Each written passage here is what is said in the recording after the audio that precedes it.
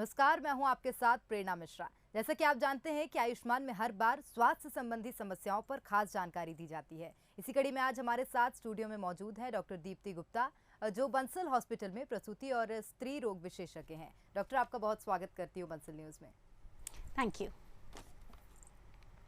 तो चलिए, आज हम डॉक्टर से बात करने वाले हैं कि प्रेगनेंसी की पहली तिमाही में ज़्यादा जांच क्यों ज़रूरी होती है और कैसे अपना ख्याल रख सकते हैं इस बारे में। तो अगर आपके भी इससे जुड़े कोई सवाल हैं, आपको जानना चाहते हैं, तो कार्यक्रम के दौरान हमारे नंबर लगातार आपकी टीवी स्क्रीन पर फ्लैश हो रहे हैं, जिनके जरिए आप सीधे डॉक्टर दीप्ति से सलाह ले सकते हैं।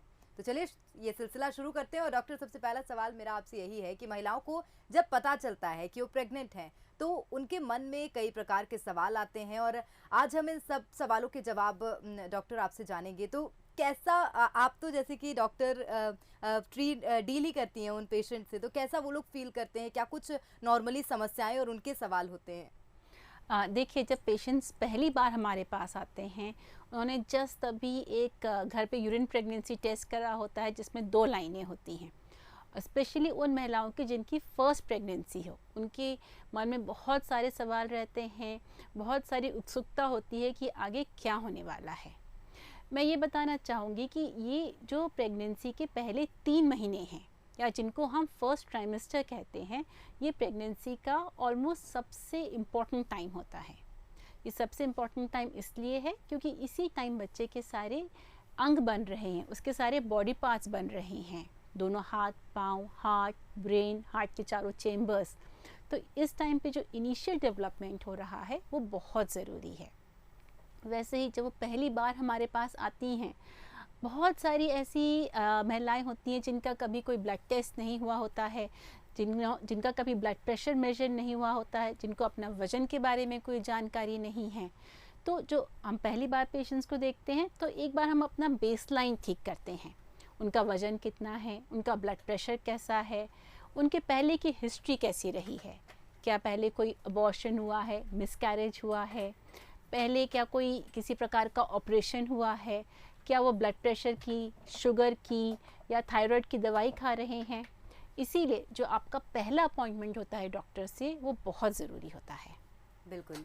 डॉक्टर, इसके अलावा अगर बात की जाए तो क्या किसी तरह के खून की जांच भी करवानी पड़ती है अगर कोई व्यक्ति प्रेग्नेंट है तो? और अगर करवानी पड़ती है तो क्या कुछ टेस्ट होते हैं ब्लड के? देखिए, कई बार होता है कि पेशेंट्स आते हैं ये सोच के कि हमारा अभी तो प्रेगनेंसी टेस्ट पॉजिटिव आया है और हमें इतनी जल्दी डॉक्टर ने इतनी सारी जांचें क्यों बोल दी। तो जैसे मैंने कहा कि बहुत ज़रूरी है कि हम ये तय कर लें कि हमारी जो बेसलाइन है वो ठीक है कि नहीं, क्या हमारे शरीर में पहले से कोई हेल्थ प्रॉब्लम्स तो नहीं है। तो जनरली हम जो ब्लड टेस्ट बताते हैं वो होते हैं ब्लड ग्रुप, आपका हीमोग्लोबिन जानने के लिए CBC, थायराइड स्टेटस जानने के लिए हम TSH कराते हैं, सिफिलिस के लिए VDRL कराते हैं। इसके अलावा HIV, hepatitis B, hepatitis C की भी जांच होती है। हीमोग्लोबिन इलेक्ट्रोफोरेसिस होता है, ये देखने के लिए कि यूरिन में कोई इन्फेक्शन है कि नहीं। कई बार हम यूरिन रूटीन या यूरिन कल्चर भी एडवाइस करते हैं। और जब सही समय होता है, उस समय पे हम सोनोग्राफी या अल्ट्रासाउंड की सलाह देते हैं। बिल्कुल, कई तरह के टेस्ट आपने बताए, लेकिन सबसे पहला जो टेस्ट आपने बताया वो ब्लड ग्रुप था मैम। तो ब्लड ग्रुप कराना क्यों ज़रूरी होता है? क्या कोई विशेष कारण होता है या सिर्फ इसलिए कि इंसान को अपना ब्लड ग्रुप पता होना चाहिए? ये आपने बहुत अच्छा कहा कि ब्लड ग्रुप तो सबको अपना पता होना ही चाहिए और हम लोग एक्सपेक्ट भी करते हैं, लेकिन ऐसा होता नहीं है। बहुत सारे ऐसे पेशेंट्स आते हैं जिनको अपना ब्लड ग्रुप नहीं पता होता है या फिर गलत पता होता है। तो एक तो रीज़न ये है जो आपने बताया कि सबको अपना ब्लड ग्रुप पता होना चाहिए, लेकिन प्रेगनेंसी में ये और भी इम्पोर्टेंट बन जाता है। मान लीजिए अगर माँ का ब्लड ग्रुप नेगेटिव है, A नेगेटिव, B नेगेटिव, और पिता का ब्लड ग्रुप पॉजिटिव है, तो हम इसको बोलते हैं RH नेगेटिव प्रेगनेंसी। मतलब इसमें ऐसा हो सकता है कि माँ का ब्लड ग्रुप तो नेगेटिव है, लेकिन जो उनके कोख के अंदर बच्चा है उसका ब्लड ग्रुप पॉजिटिव है। ऐसे केसेस में क्या होता है, क्योंकि माँ और बच्चे का ब्लड थोड़ा थोड़ा प्रेगनेंसी में मिक्स होता है, इसीलिए माँ के ब्लड में बच्चे के ब्लड के खिलाफ एंटीबॉडीज़ बन सकती हैं। पहली प्रेगनेंसी में तो इतना दिक्कत नहीं करेगी, लेकिन सेकंड और थर्ड प्रेगनेंसी में ये एंटीबॉडीज़ बच्चे में पीलिया कर सकती हैं, जॉन्डिस कर सकती हैं, ये जानलेवा हो सकती हैं। इसलिए बहुत ज़रूरी है जानना कि माँ का ब्लड ग्रुप नेगेटिव है या पॉजिटिव है। अगर माँ का ब्लड ग्रुप नेगेटिव निकलता है तो फिर हम उनको एक एंटीडी नामक इंजेक्शन देते हैं जिससे कि वो एंटीबॉडीज़ ना बने। इसीलिए ब्लड ग्रुप जानना बहुत ज़रूरी है। बिल्कुल। मैम, और प्रेगनेंसी के दौरान हीमोग्लोबिन की मात्रा सही होना कितना ज़रूरी आप समझती हैं? देखिए, हीमोग्लोबिन सही होना बहुत ज़रूरी है। हीमोग्लोबिन क्या करता है? हीमोग्लोबिन हमारे शरीर का एक मॉलिक्यूल है जो ऑक्सीजन कैरी करता है। अगर हीमोग्लोबिन कम होगा तो आपके शरीर में ऑक्सीजन कम होगी, आपको थकान लगेगी, आप कोई भी काम ठीक से नहीं कर पाएंगे। इनफैक्ट आपकी बच्चे की ग्रोथ में भी रुकावट पैदा होगी। और हमारे देश में एनीमिया या हीमोग्लोबिन कम होना एक बहुत बड़ी समस्या है। ये सिर्फ हम गर्भवती महिलाओं में ही नहीं देखते हैं, ये हम अपनी यंग गर्ल्स में भी देखते हैं। ये इसलिए हो सकता है क्योंकि पीरियड ज़्यादा हो रहे हैं, इसलिए हो सकता है कि हमारा पोषण, हमारा न्यूट्रिशन सही नहीं है। लेकिन इंडिया में एनीमिया की या हीमोग्लोबिन कम होने की बहुत बड़ी प्रॉब्लम है। इसीलिए जब भी आप प्रेगनेंसी में डॉक्टर को विज़िट करते हैं तो आपकी हीमोग्लोबिन की जांच होती है और फिर ये देखा जाता है वो कम है कि नहीं। अगर आपका हीमोग्लोबिन कम होगा तो डॉक्टर आपको बताएगा कि आपको क्या क्या खाना चाहिए जिससे आपका हीमोग्लोबिन बढ़ सकता है, और हो सकता है कि आयरन की टैबलेट्स प्रिस्क्राइब करें। ठीक है। मैम, अगर ब्लड से थोड़ा सा और आगे बढ़ें तो आपने एक और जांच का जिक्र किया था, थायराइड। थायराइड की जांच क्यों कराई जाती है मैम? थायराइड आजकल बहुत कॉमन हो गया है, और मज़े की बात ये है कि जब बच्चा आपकी कोख में आता है उस बच्चे के पास अपना थायराइड ग्लैंड नहीं होता है, तो उसको जो भी ये थायराइड हार्मोन मिलेगा सिर्फ माँ से मिल सकता है। The mother is the only source for of thyroid hormone. अब ये थायराइड करता क्या है? ये थायराइड बच्चे के ब्रेन डेवलपमेंट में हेल्प करता है। तो मान लीजिए आपके शरीर में कम थायराइड है तो बच्चे को भी कम थायराइड मिलेगा, उसकी ब्रेन डेवलपमेंट कम होगा। इसीलिए प्रेगनेंसी में हम थायराइड को लेके बहुत सेंसिटिव रहते हैं। इनफैक्ट अगर हम किसी का थायराइड देखने के लिए हम TSH मेजर करते हैं। अगर हम किसी का मेजर करें और वो 4 या 5 है और वो प्रेग्नेंट नहीं है तो भी हमें ये एक्सेप्टेबल होता है। लेकिन प्रेगनेंसी में हम कोशिश करते हैं कि ये जो TSH का लेवल है वो 3 से कम बना रहे, जैसे बच्चे को थायराइड हार्मोन की कोई कमी ना हो। बिल्कुल। मैम, एक और बात, HIV टेस्ट भी आपने बताया कि कराया जाता है। देखिए, HIV सुन के मुझे लगता है कि हर कोई डर ही जाता होगा, लेकिन HIV टेस्ट प्रेगनेंसी में कराना ज़रूरी होता है, तो क्यों वो ज़रूरी होता है, क्या इंपॉर्टेंस होती है उसकी? देखिए, HIV टेस्ट के बारे में तो हमारी सरकार ने भी बहुत बोला है कि सबको कराना चाहिए। एंड जब भी हम बोलते हैं HIV टेस्ट को लेके तो पेशेंट्स एकदम से सदमे में आ जाते हैं कि हम तो ऐसा कुछ नहीं करते, हमें क्यों HIV बोला जा रहा है। लेकिन ये एक यूनिवर्सल टेस्ट है, ये सबको हम कराते हैं।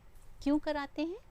मान लीजिए अगर माँ को HIV है तो ये HIV ब्लड के थ्रू, प्लेसेंटा के थ्रू बच्चे में भी पहुंच सकता है। मगर हमारे पास ऐसी दवाइयाँ हैं जिससे कि हम ये मैटरनल टू फीटल ट्रांसमिशन, माँ से बच्चे को होने वाला ट्रांसमिशन रोक सकें।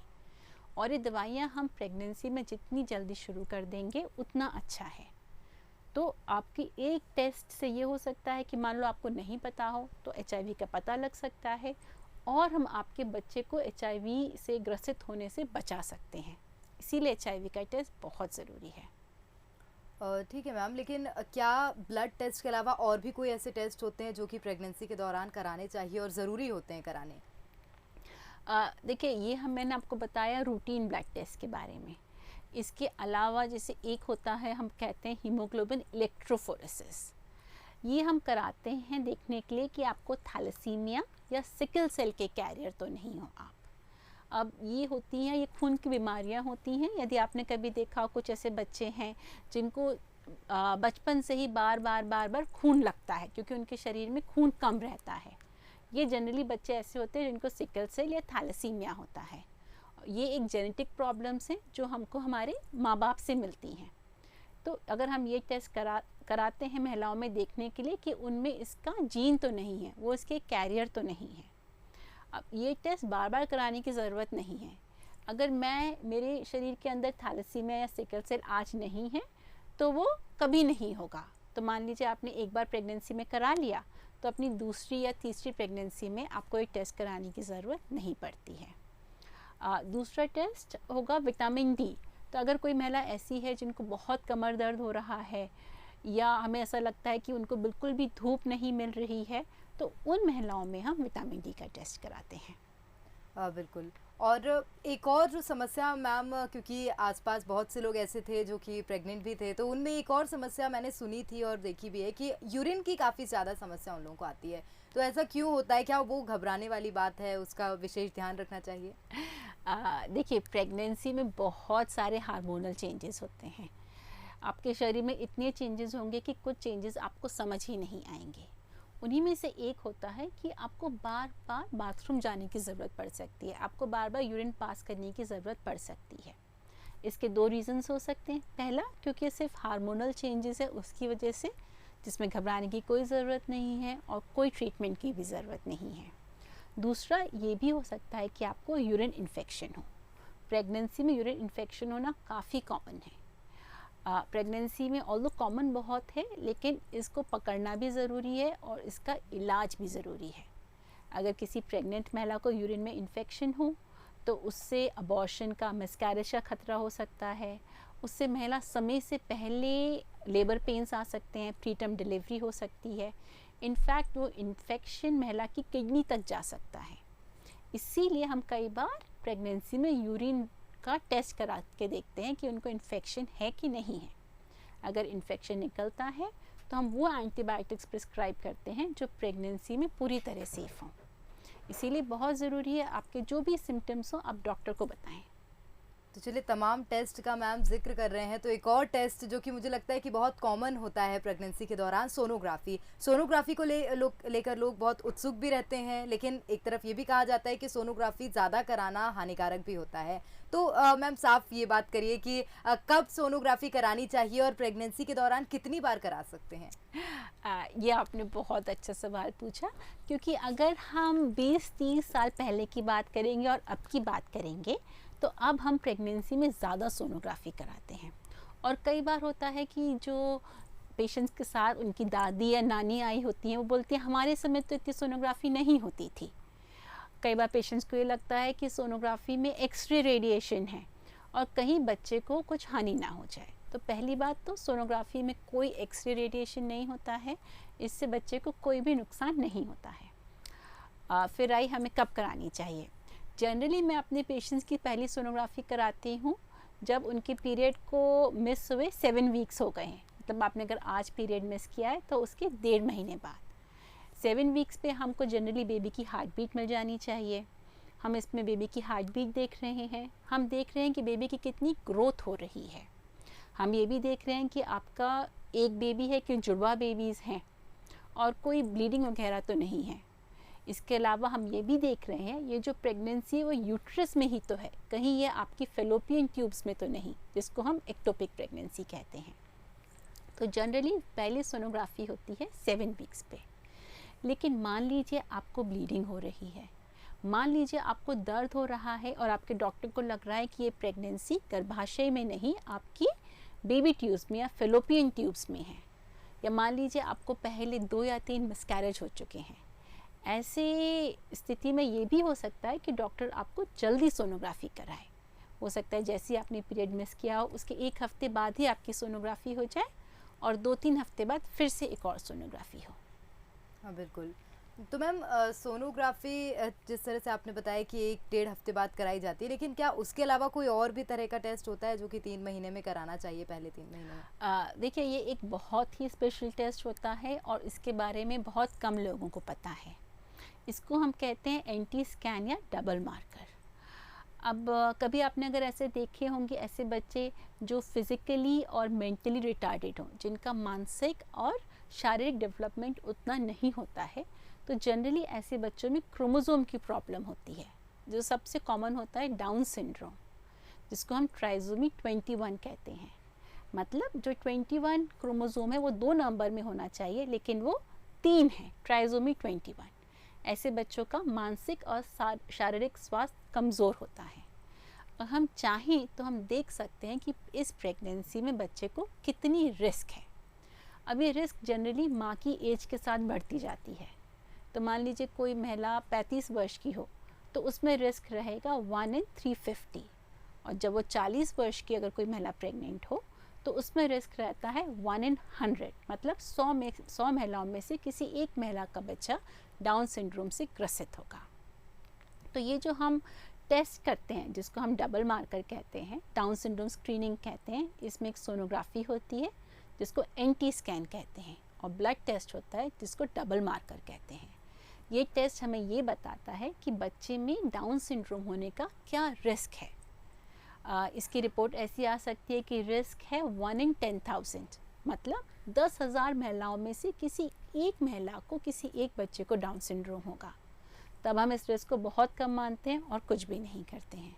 या मान लीजिए इसकी रिपोर्ट ऐसी आई 1 in 100, मतलब 100 महिलाओं में से किसी एक बच्चे को डाउन सिंड्रोम होगा, तो हम इसको सिग्निफिकेंट मानते हैं और फिर हम आपको एक कन्फर्मेटरी टेस्ट ऑफ़र कर सकते हैं ये 100% जानने के लिए कि बच्चे को कोई क्रोमोसोमल प्रॉब्लम है कि नहीं है। मगर ये टेस्ट ऑप्शनल होता है। हम हमेशा इस टेस्ट के बारे में अपने पेशेंट्स को समझाते हैं और फिर हम उनको चॉइस देते हैं कि आप ये टेस्ट करवाना चाहते हैं या नहीं। बिल्कुल मैम, ये जो आपने बात बताई कि 30 से ऊपर के जब लोग होते हैं तो उनका टेस्ट कराया जाता है, तो क्या ऐसा भी होता है कोई पर्टिकुलर एज होती है जो कि प्रेगनेंसी के लिए सबसे बेहतर एज मानी जाती है, और एज डिसाइड करती है माँ की कि बच्चा शारीरिक और मानसिक रूप से स्वस्थ होगा?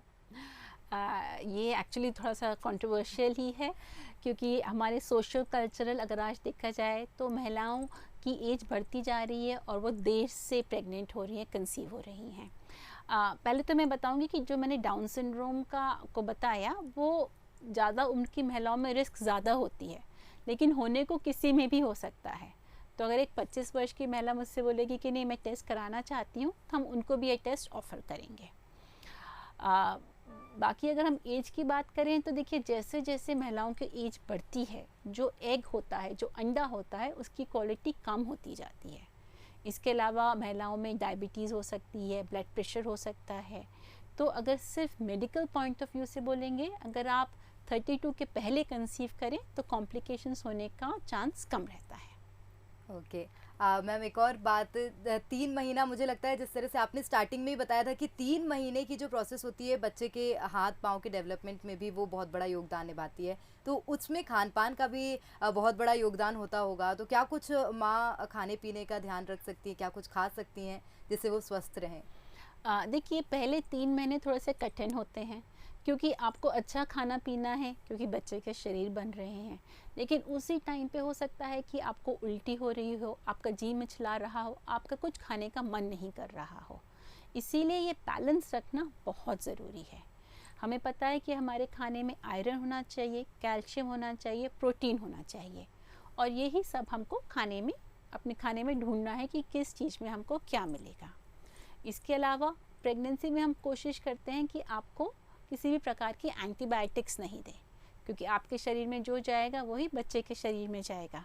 इसीलिए हमको कुछ भी ऐसा नहीं खाना है जिससे कि हमारा पेट खराब हो जाए, जिससे कि हमको इन्फेक्शन हो जाए। इसलिए मोटा मोटा आप घर का बना हुआ सब कुछ खाइए, बाहर का बना हुआ अवॉइड करिए। जो आप बहुत अच्छे से आपको फ्रूट्स खाने चाहिए, सब्जियाँ खानी चाहिए। हमको हाई फाइबर डाइट लेनी चाहिए, जैसे कि कॉन्स्टिपेशन या कब्जियत नहीं हो। मान लीजिए आप एक संतरा खा रहे हैं, मौसमी खा रहे हैं, तो उसको ऐसे ही खाइए, उसका जूस मत बनाइए। जब आप उसका जूस बनाएंगे तो उसके सारे रेशे तो आपने छान ही दिए। इसीलिए आप अच्छे से फल सब्जी खाइए, बस इतना ध्यान रखें उनको अच्छे से धो लें। जैसे कि बाहर का दही नहीं खाना चाहिए, क्योंकि हमें ये नहीं पता कि वो जो दूध है वो प्रेशराइज्ड है कि नहीं। तो बस हमको बेसिक्स बातों का ध्यान रखना है और कॉमन सेंस यूज़ करना है हर चीज़ में। बिल्कुल, मुझे लगता है कि common sense is not very common, तो बहुत बार ऐसा होता है कि बहुत कम यूज़ किया जाता है। मैम, एक और बात है कि उल्टियाँ काफ़ी ज़्यादा कुछ महिलाओं को होती हैं, तो क्या उन लोगों के लिए कोई विशेष खान पान होता है, क्या करते हैं आप लोग? देखिए प्रेगनेंसी में हम बहुत सब लोगों की उम्मीद रहती है कि आप बहुत सारा खाएं पिएं, लेकिन ऐसा संभव हो नहीं पाता है। तो मैं अपने पेशेंट्स को कहती हूँ कि आपको स्मॉल फ्रीक्वेंट मील्स लेने हैं। स्मॉल फ्रीक्वेंट मील्स का मतलब आपको हर थोड़ी थोड़ी देर में कुछ खाना है। सबसे इम्पॉर्टेंट है कि सुबह उठने के बाद भूखे नहीं रहना है। ये नहीं सोचना है कि हम नहा लें, पूजा कर लें, फिर कुछ खाएं। आपको अपने बेड के साइड में, बेड साइड पे कुछ सूखा रखिए, जैसे बिस्किट हुआ, रस्क हुआ या ड्राई फ्रूट्स हुआ, और उठते साथ वो खाइए। इसके अलावा हर 2 से 3 घंटे में थोड़ा ही सही लेकिन कुछ कुछ खाते रहना है। बहुत इम्पॉर्टेंट है कि शरीर में पानी की कमी नहीं होनी चाहिए, डिहाइड्रेशन नहीं होना चाहिए। अगर आप पूरा 1 गिलास पानी नहीं पी पा रही हैं तो दिन भर में शिकंजी बना के उसकी एक एक घूंट ले लीजिए, नारियल पानी ले लीजिए। और अगर फिर भी आपको उल्टियाँ हो रही हैं, अगर ऐसा हो रहा है कि आपका वज़न कम हो रहा है क्योंकि आप बिल्कुल खा नहीं पा रही हैं, तो हमारे पास बहुत सारी दवाइयाँ हैं उल्टियाँ कंट्रोल करने के लिए। अपने डॉक्टर को बताइए और दवाई खाइए। बिल्कुल, एक आखिरी सवाल मैम लूँगी, आखिरी प्रतिक्रिया आपसे। क्या कुछ संदेश आप देना चाहती हैं प्रेग्नेंट लेडीज़ को कि वो अपने स्वास्थ्य का ध्यान रखें? देखिए, प्रेगनेंसी एक नेचुरल अवस्था है आपके जीवन की। आप बिल्कुल ये ना समझें कि आप बीमार हैं। मैं अपने सब पेशेंट्स को कहती हूँ, you are pregnant, you are not sick. तो बस हमको कॉमन सेंस का यूज़ करना है और हमको अपनी फिज़िकल हेल्थ के साथ अपनी मेंटल हेल्थ का भी ध्यान रखना है। हमको शारीरिक और मानसिक रूप से पूरी तरह स्वस्थ रहना है। अगर आप खुश रहेंगी तो आपके आने वाला बच्चा भी खुश रहेगा। बिल्कुल, एक बहुत अच्छी बात डॉक्टर ने कही कि अगर आप खुश रहेंगे तो आपका आने वाला जो बच्चा है वो भी ज़रूर खुश रहेगा। बहुत शुक्रिया डॉक्टर हमारे साथ जुड़ने के लिए और तमाम जो जानकारियाँ आवश्यक थी वो आपने साझा की। Thank you. तो आज डॉक्टर दीप्ति गुप्ता ने हमारे साथ प्रेगनेंसी के पहले महीनों में जो कुछ भी समस्याएं आती हैं उसके समाधान और जानकारियां साझा की हैं। निश्चित रूप से आपको सभी सवालों के जवाब मिल गए होंगे। प्रेगनेंसी के मामलों में बिल्कुल भी लापरवाही ना करें, फ़ौरन डॉक्टर से संपर्क करें और बड़ी बात है स्वस्थ रहें। इसी के साथ हमारी खास पेशकश में फिलहाल इतना ही। कल फिर हाजिर होंगे एक नई स्वास्थ्य संबंधी समस्या को लेकर, साथ ही बताएंगे उसके उपाय। दीजिए इजाजत।